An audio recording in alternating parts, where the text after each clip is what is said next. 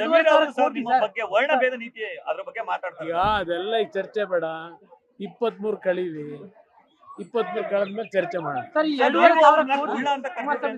ಯಾವಾಗ ಯಾವಾಗ ಅವ್ರು ಹೇಳ್ತಾರೆ ಸರ್, ಆ ತಾಯಿ ಮುಂದೆ ನಿಂತಿದ್ದೇನೆ.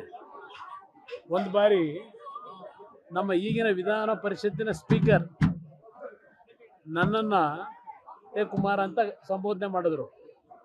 ಆಗ ಅವ್ರನ್ನ ಹೊಡಿಲಿಕ್ಕೆ ಹೋದಂಥ ಗಿರಾಕಿ ನಾನು ಕರಿಯ ಅನ್ನಿಸ್ಕೊಂಡು ಇವ್ರ ಜೊತೆ ಕುಳ್ಳ ಅನ್ಕೊಂಡು ಏನೋ ಇದು ಮಾಡಲಿಕ್ಕೆ ಏನು ಆ ರೀತಿಯ ಒಂದು ವಾತಾವರಣದಲ್ಲಿ ಬಂದಿರೋವನ್ನ.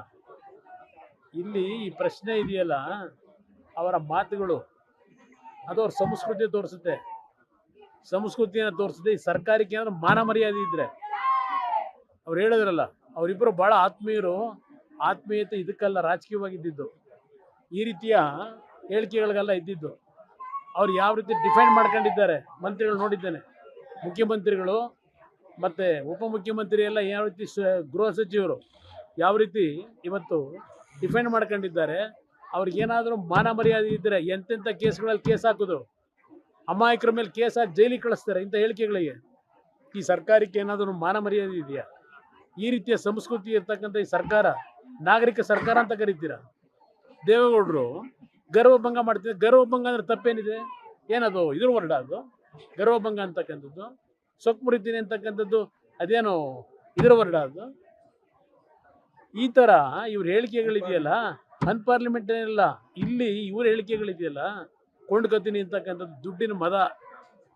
ಯಾವ್ಯಾವ ಸಂದರ್ಭದಲ್ಲಿ ಯಾವ ಟೈಮಲ್ಲಿ ಕಾಲಿಡಿದ್ರು ಏನೇನು ಅವೆಲ್ಲ ದೊಡ್ಡ ಇತಿಹಾಸಗಳಿದೆ. ಎಲ್ಲೆಲ್ಲಿದ್ರು ಇವರೆಲ್ಲ. ನೀವು ಚಿಕ್ಕನ್ ಫ್ರೆಂಡ್ಸ್ ಆಗಿದ್ರಿ? ನಾನು ರಾಜಕೀಯವಾಗಿದ್ದಂಥದ್ದು, ವೈಯಕ್ತಿಕವಾಗಲ್ಲ, ರಾಜಕೀಯವಾಗಿದ್ದಂಥದ್ದು. ಯಾರಾದ್ರೂ ಆ ರೀತಿ ಮಾತಾಡ್ಲಿಕ್ಕೆ ಸಾಧ್ಯವಾ? ಚಲೋ ಯಶೋಮಿ ಏನು ಹೇಳ್ತಾನೆ, ಏನು ಚೆಲುವ ಅಂತ ಕರಿಬೇಕಿತ್ತ, ಚೆಲುವ ಅಂತ ಕರಿತಿದ್ದೀರಾ ನಿಮ್ಮನ್ನ ಅಂತ ಕೇಳ್ತಾರೆ. ನಾನು ಹೇಳಿದ್ನಲ್ಲ, ಸ್ಪೀಕರು, ವಿಧಾನ ಪರಿಷತ್ತಿನ ಸ್ಪೀಕರು ಹೊರಟ್ಟಿ ಅವ್ರಿಗೆ ಯಾಕೆ ಹೊಡಿಯಕ್ಕೆ ಹೋದ್ರಿ?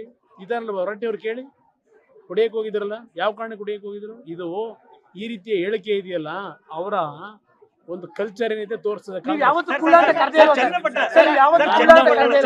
ನನ್ನ ಜೀವನದಲ್ಲಿ ಎಂದೂ ಸಹ ಆ ಪದ ಬಳಕೆ ನನ್ನಿಂದಲೂ ಆಗಿಲ್ಲ, ಅವರಿಂದಲೂ ಆಗಿಲ್ಲ. ಅವರು ನನಗೆ ಕೊಟ್ಟಂತ ಏನು ಒಂದು ಇದು ನೋಡಬೇಕು, ಆಗ ಗೌರವ ಮರ್ಯಾದೆ ಏನು ಆ ಮರ್ಯಾದೆ ನೀವು ಊಹೆ ಮಾಡಕ್ಕಾಗಲ್ಲ. ಜನತೆಯ ಆಶೀರ್ವಾದ ಆಗಿದೆ. ಯಾವುದೇ ರೀತಿಯ ಸಮಸ್ಯೆ ಇದ್ದರೆ ಉತ್ತಮ ಒಂದು ರೀತಿಯಲ್ಲಿ ಜನತೆ ಆಶೀರ್ವಾದ. ಯೋಗೇಶ್ವರ್ ಅವರು ನಿನ್ನೆ ಮಾತು ಒಪ್ಕೊಂಡಿರ್ತೀರಿ ಕಾಣ್ತಾ ಇದೆ. ನಾನು ಅದ್ರ ಬಗ್ಗೆ ಅವರೇನೋ ರಾಜಕೀಯ ಏನ್ ನಡೆದಿದೆ ಅದನ್ನು ವಿಶ್ಲೇಷಣೆ ಮಾಡಿದ್ದಾರೆ. ಅದ್ರ ಬಗ್ಗೆ ನಾವು ಹೆಚ್ಚಿನ ಮಾತು ಕೊಡೋದು ಬೇಡ. 23ವರೆಗೂ ಜಮೀರ್ ಅವ್ರ ಸ್ಟೇಟ್ಮೆಂಟ್ ಆರಾಮಾಗಿ ಗೆಲ್ತೀವಿ. ನಿಖಿಲ್ ಅವ್ರಿಗೆ ಪ್ಲಸ್ ಆಗುತ್ತೆ. ಅದಕ್ಕೇನ್ ಸಂಬಂಧ ಇಲ್ಲ, ಹೇಳಿಕೆಗೂ ಅದಕ್ಕೂ ಸಂಬಂಧ ಇಲ್ಲ. ಅದವ್ರ ಕಲ್ಚರ್ ಏನೋ ತೋರಿಸಿದೆ.